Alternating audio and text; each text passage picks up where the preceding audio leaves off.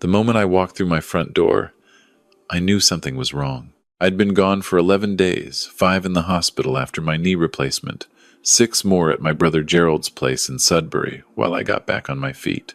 Gerald had driven 4 hours each way to pick me up from Toronto General, which tells you everything you need to know about my brother, 63 years old, and he still shows up without being asked. My son-in-law did not pick me up. My daughter called to say he was swamped at work and that they'd make it up to me. I took a cab. The first thing I noticed when I stepped inside was the smell. Not bad, exactly just different. Someone else's fabric softener. A candle I didn't recognize. The kitchen light was on even though it was 2 in the afternoon and the house faces south and gets plenty of sun. Small things. The kind of things you only notice when you've lived somewhere for 31 years and you know every creak in the floor and every draft from the window above the stairs. I set my bag down by the door and called out. No answer. My daughter was at work. She's a dental hygienist at a clinic in Scarborough, Tuesday through Friday. My son-in-law's schedule was harder to track. He'd been between jobs more than he'd been employed since they moved in with me 2.5 years ago, after what my daughter called a rough patch. I'd stopped asking for details. I walked down the hall toward my office. I've had that room set up the same way since 2004. Dark wood desk my late wife Margaret picked out. Her reading chair in the corner, the green one with the worn armrest she always sat on. Bookshelves floor to ceiling. A photo of the two of us at Lake Louise 1991, the summer before my daughter was born. That room is the closest thing I have to her, 20 years after losing her. The door was locked, not stuck, not swollen from the humidity the way it gets in August. Locked, with a deadbolt I had never seen before, mounted at eye level, shiny and new. The kind you buy at Canadian Tire on a Saturday morning when you've decided something belongs to you. I stood there for a moment. I actually checked the door number, as if I might have walked down the wrong hallway in my own home. Then I knocked. No answer. I knocked harder. I went to find my son-in-law. He was in the basement, my basement, watching something on a laptop with wireless headphones on. He didn't hear me come down the stairs. I stood in front of him until he looked up and pulled one ear off. "Oh," he said, "you're back. Not welcome home. Not how are you feeling. Just you're back." Like I was a package he'd forgotten he'd ordered. I told him the office door was locked and asked him what was going on. He set the laptop aside slowly, the way people do when they're choosing their words, and he said his mother had needed a place to stay. Temporarily. He said it had just made sense to use the office since I wasn't there. He said my things were in the storage room off the laundry. I want to be precise about what happened inside me in that moment, because it matters for everything that came after. It wasn't anger, not at first. It was something colder, something that felt like looking at a stranger wearing your clothes. I asked him when he had planned to tell me. He said they were going to explain everything when I got home. I asked him who had installed the lock. He said he had, because his mother needed her privacy. I nodded. I walked back upstairs. I sat down at the kitchen table, and I looked out the window at the backyard, the maple I planted the year my daughter turned 5, the garden beds Margaret had started, and I'd kept up ever since, and I thought about the kind of man I wanted to be in the next 10 minutes. My daughter's name is Renee. She is 34 years old. She has her mother's eyes and, for most of her life, her mother's decency. I say most because what I discovered over the following 48 hours changed some of what I thought I knew. My son-in-law's name is Curtis. He is 37. He grew up in Hamilton, has a brother somewhere out west, and has a mother named Beverly, who I had met exactly once, briefly, at their wedding 6 years ago. I had no reason to think about her much before that afternoon. When Renee came home from work, I was still at the kitchen table. I hadn't moved because my knee was aching and because I was waiting. She came in through the side door, saw me, and stopped. "Dad," she said, "how was the drive?" I told her I'd taken a cab. I told her to sit down. She sat. She looked at her hands. And then she said something that I have thought about almost every day since. She said she knew I was going to be upset, but that she'd thought once I saw how good it looked, once I met Beverly properly, I would understand. I asked her when she had decided to do this. She said they'd been thinking about it for a while. Beverly had been renting a basement apartment in Hamilton and the landlord had sold the building and she'd needed to leave by the end of the month. Renee said it was just supposed to be a few months. I asked her why she hadn't called me. I'd been at Gerald's. I had a phone. She knew the number. She said she hadn't wanted to worry me while I was recovering. I asked her if she thought I would find a deadbolt on my office door less worrying than a phone call. She didn't answer that. I told her I wanted the lock removed by morning. I told her I needed to sleep and that we would talk more tomorrow. She nodded and said of course and reached across the table and touched my hand. And I let her, and I went upstairs to bed. I lay awake for 3 hours. What I was turning over in my mind wasn't the lock, exactly. It was the timing. I'd been away for 11 days. My knee surgery had been scheduled for 4 months. Renee had known the dates, which meant the decision to bring Beverly in had been made while I was either in the hospital or in Sudbury deliberately. I was beginning to think, timed, so that by the time I got home, the situation would already be established, already a fact. I've worked in insurance for 35 years. I know how people behave when they're hoping you won't look too closely. The next morning I woke early, made coffee, and waited. Beverly came downstairs at 8:30 in a housecoat, opened the fridge as if it were hers, and looked genuinely surprised to see me. She was a small woman, early 60s, not unfriendly in the way she held herself, but there was a sharpness behind her eyes that I recognized. She said, "Oh, you must be Renee's dad." She poured herself a coffee from my coffee maker, with my beans, and sat down at my kitchen table. I said yes.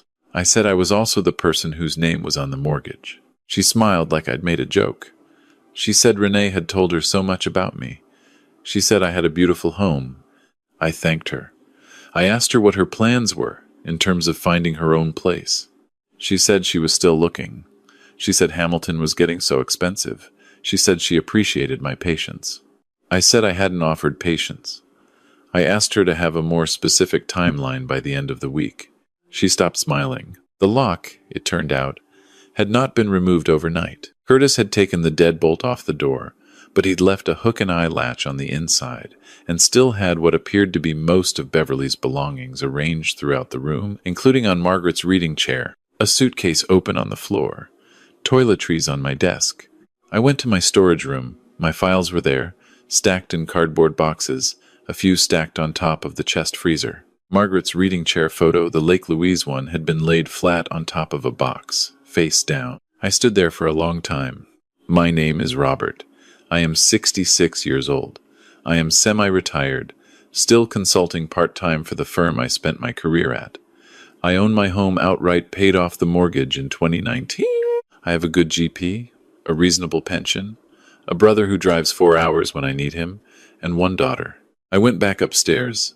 I found my laptop, and I called my lawyer. Paulette has handled my affairs for 12 years. She's efficient, and she doesn't soften things, which I appreciate. I explained the situation. She asked a few questions. She told me what I could and couldn't do legally, given that Renee and Curtis had been residing in the home for 2.5 years. She told me the steps I would need to follow to formally establish that Beverly was not a tenant and had no residency rights. She told me to document everything. I took photos of the storage room. I took photos of the modified office door. I wrote down the dates and the conversations. Then I did something I probably should have done a year earlier. I called an old colleague who still works in risk assessment and asked him if he'd ever come across a Curtis Brennan, formerly of a mid-sized logistics company in Mississauga. He called me back the next morning. Curtis had been let go from that job 18 months before he and Renee moved in with me. The reason wasn't company restructuring, which is what Renee had told me. He'd been dismissed following an internal audit. There had been no charges laid, sometimes there aren't, when a company wants to avoid the paperwork and the publicity. But the circumstances involved the misappropriation of a fuel expense account over approximately 14 months.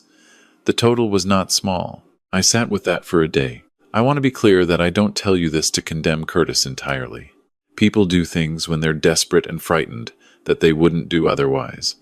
But I had let this man live in my home. I had lent my daughter money twice in the past 2 years, once for car repairs, once, she said, for a dental emergency that I now suspected had gone elsewhere. I had believed what I was told, because she was my daughter, and you want to believe your daughter. That evening, Renee came home from work, and I asked her to sit with me in the backyard. We sat in the lawn chairs by the maple tree, and I watched her for a moment before I said anything. She looked tired. She'd looked tired for a long time, I realized. I'd mistaken it for adulthood. I asked her to tell me about Curtis's job. The real story. She looked at the tree for a while. Then she told me. Not everything, but enough. She confirmed he'd been dismissed, that there had been an issue with expenses, that it had been complicated. She said they'd been dealing with debt ever since. She said she was sorry she hadn't told me. I asked her where the money I'd given her had gone. She didn't answer right away. Then she said some of it had gone toward what they owed. I nodded. I told her I loved her. I told her that hadn't changed. Then I told her that I needed them to leave, all three of them. She started to explain why that wasn't possible right now, why the timing was difficult, why Beverly had nowhere to go, why they needed more time. I let her finish. I told her I'd spoken to Paulette. I told her I understood my obligations and I was prepared to meet them. I would give them 60 days, written notice, all done properly. I told her that Beverly, who had no formal arrangement with me at all, would need to find other accommodations sooner than that. Renee said I was being cruel. I told her that installing a lock on a door in my own home, while I was recovering from surgery, without asking me, was also a form of cruelty. I told her that deciding what to tell me and what to hide was a form of cruelty. I told her I wasn't saying these things to punish her, but because they were true and we had never been the kind of family that pretended otherwise. She cried. I didn't hold it against her. Curtis I handled separately. The following morning, at the kitchen table with a cup of coffee going cold between us, I told him what I knew. I didn't embellish it. He didn't deny much. He said he'd been planning to tell me. I said the time for that had passed. I told him I expected him to behave with decency toward Renee during the transition, whatever came after between the two of them. He said he would. I believed him, somewhat. I spoke to Beverly last. I told her she had 2 weeks, that I was prepared to help her identify subsidized housing options in Hamilton and the surrounding area if she needed a starting point, and that I bore her no ill will. She wasn't entirely responsible for her son's choices. She took the information I printed out for her, and she left 12 days later with a woman I assumed was a friend. She didn't say goodbye. Over the following weeks, while Curtis and Renee worked through the logistics of leaving, I will spare you the details of that. Because it belonged to them more than to me, I started putting my office back together.